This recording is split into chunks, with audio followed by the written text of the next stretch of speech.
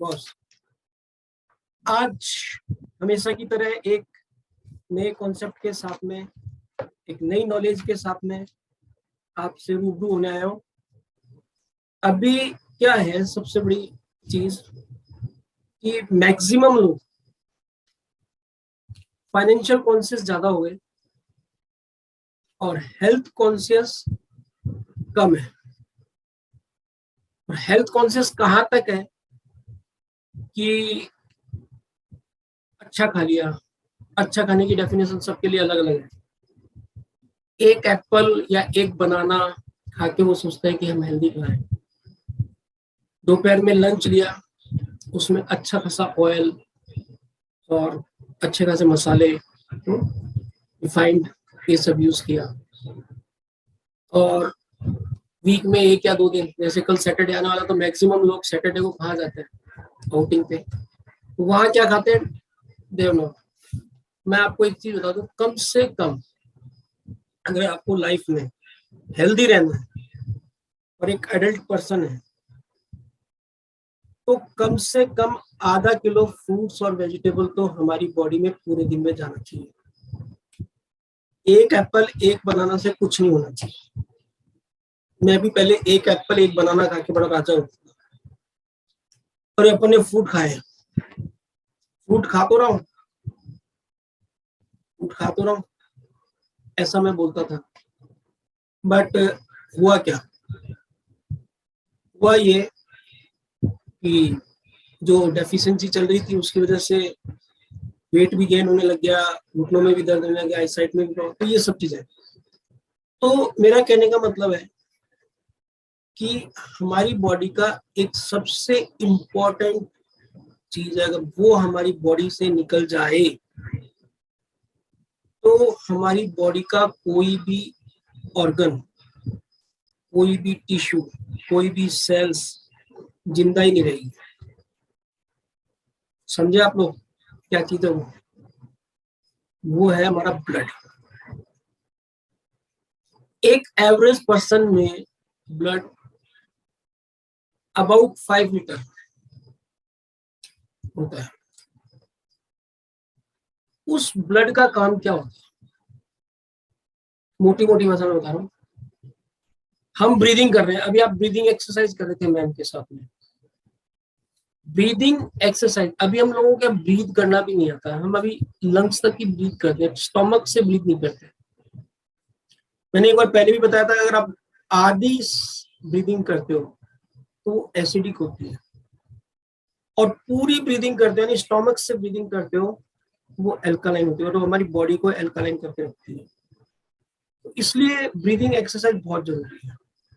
तो ब्रीदिंग से क्या होता है कि जो हमने ऑक्सीजन ली, हाँ, ब्लड में एक क्या होता है, आरबीसी, ब्लड में एक आरबीसी होता है, उस आरबीसी में हीमोग्लोबिन होता है। अगर हम हीमोग्लोबिन को तोड़ें तो हीम का मतलब होता है आयरन और ग्लोबिन का मतलब होता है प्रोटीन, यानी एक तरह से आयरन और प्रोटीन का कॉम्बिनेशन होता है हीमोग्लोबिन। हम ये कहते हैं कि हमने ऑक्सीजन ली, उसको खून वहां से ले जाता है, ले जाके और हमारे सभी पार्ट्स तक ऑक्सीजन को पहुंचाता है, जो हमारे पूरी, इसीलिए प्राणवायु कहा जाता है ऑक्सीजन को। और प्राण जल किसको कहा जाता है, ब्लड को।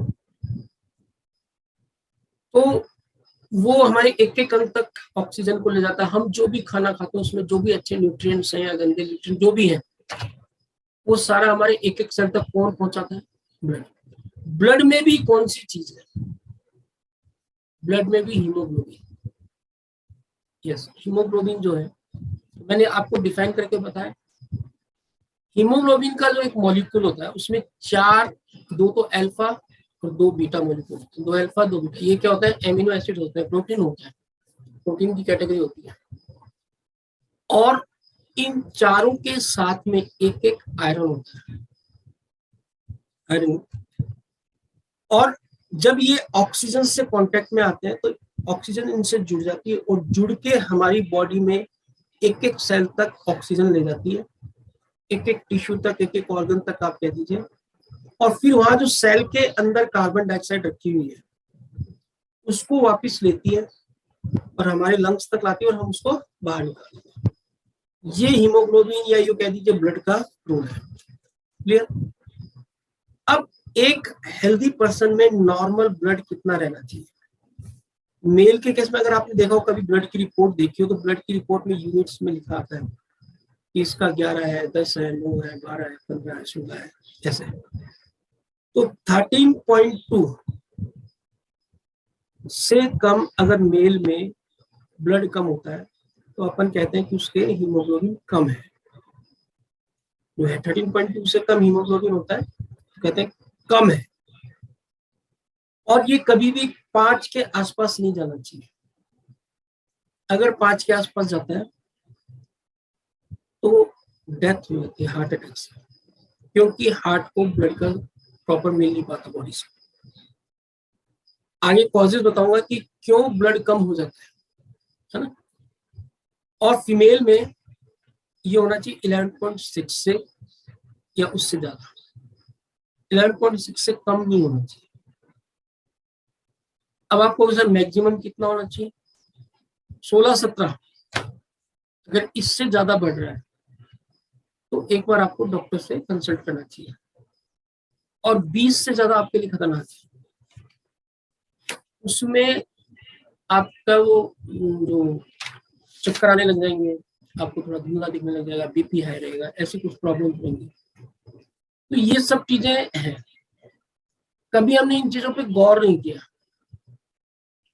अब आपको पता कैसे लगेगा कि भी मेरे ना हीमोग्लोबिन कम हो सकता है? वो सिम्टम्स और लाइफस्टाइल डिसऑर्डर के भी हो सकते हैं, बट कॉमन सिम्टम्स है। कॉमन सिम्टम्स जैसे आपके थकान रहती है, आप थकान रहती है आपके, यस। आपके मतलब ये मान लीजिए कि हल्का हल्का सिर में दर्द रहता है,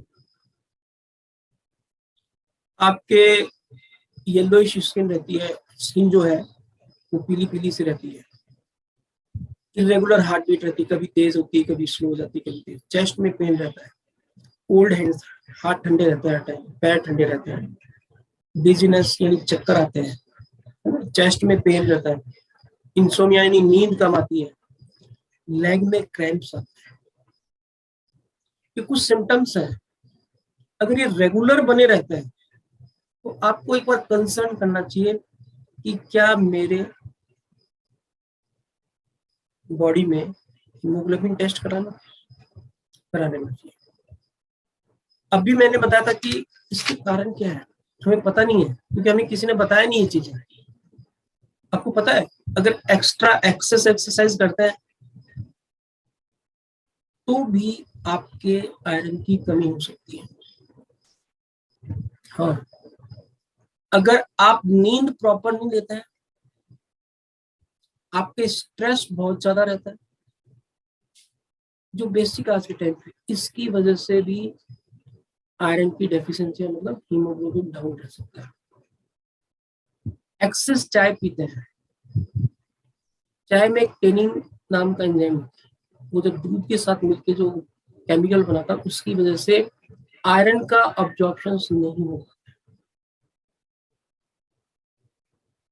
अब आपको बताता हूँ, आप आयरन खा रहे हैं, आयरन रिच फूड खा रहे हैं आप, लेकिन उसके साथ में विटामिन सी नहीं जा रहा आपका, उसके साथ में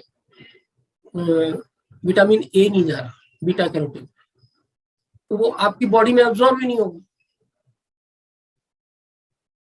यानी कहने का मतलब आप जब भी आयरन रिच फूड खाओ उसके साथ में विटामिन सी होना जरूरी है, बीटा कैरोटीन होना जरूरी है। कैल्शियम जो है वो एक्सेस में हमारी बॉडी में नहीं होना चाहिए। कैल्शियम आयरन के अब्जॉर्प्शन को स्टॉप करता है, पता इन चीजों को नहीं ना। तो बहुत से लोग क्या करते हैं, जैसे ग्रीन लीफी वेजिटेबल खा लेते हैं, उसके साथ पनीर खाते हैं या उसके साथ में दूध लेते हैं, बाद में थोड़ी देर बाद मिल्क प्रोडक्ट लेते हैं, ये आपके आयरन के अब्जॉर्प्शन को रोकता है। अब कॉजेज में जैसे बताई दिए मैंने, ये बेसिक कॉजेज है। उसके अलावा अपन बात करें, जैसे क्या होता है ब्लड लॉस किस कारण से होता है। जैसे बहुत से लोगों के गैस्ट्रोइंटेस्टाइनल प्रॉब्लम्स होती हैं, जैसे उनके अल्सर्स होते हैं पेट में, यानी आप ये कह सकते हैं छाले, पेट के अंदर छाले होते हैं। हेमरॉइड्स, पाइल्स की प्रॉब्लम होती है। इन्फ्लामेशन ऑफ स्टोमक में सूजन रहती है, उसके विलय अच्छे से काम नहीं कर पाते।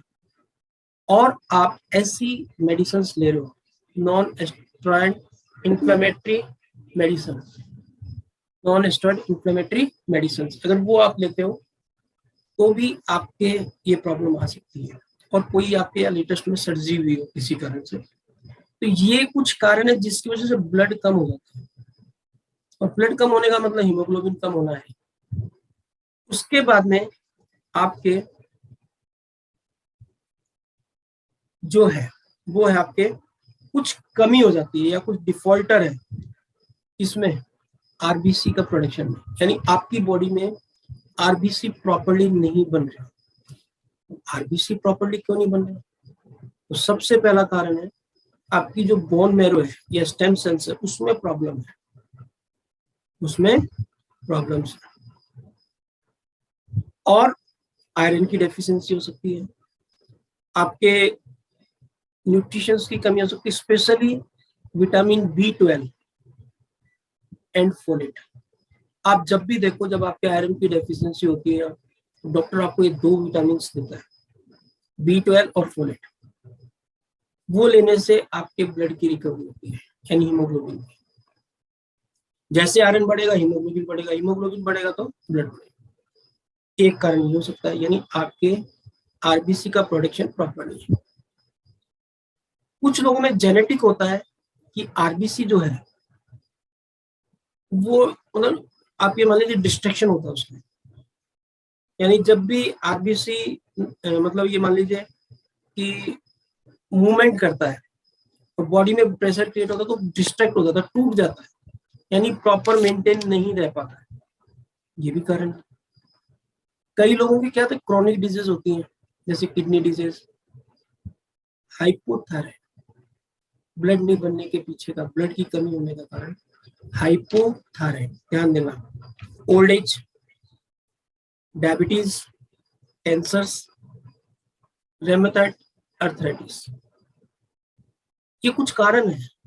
इनकी वजह से हमारी बॉडी में हीमोग्लोबिन या ब्लड कम होता है।